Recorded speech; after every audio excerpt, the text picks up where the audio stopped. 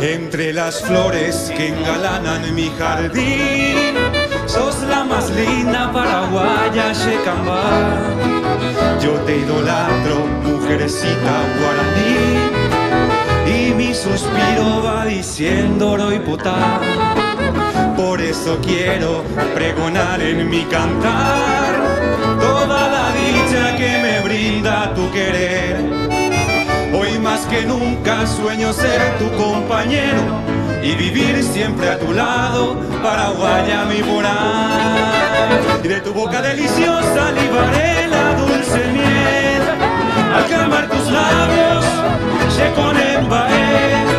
Formaremos nuestro nido y serás tú la mujer, compañera buena, dueña de todo mi ser.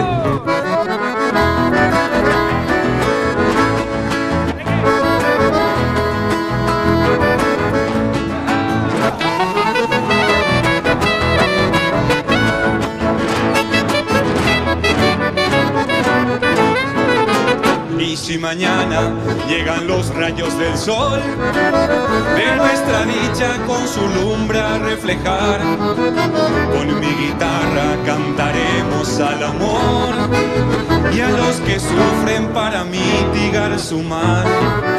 No habrá tristeza en derredor de nuestro hogar, tú siempre alegre y yo dichoso te diré cuánto te quiero, paraguaya mi adorada, mujercita idolatrada, dueña de todo mi ser. Y de tu boca deliciosa libaré la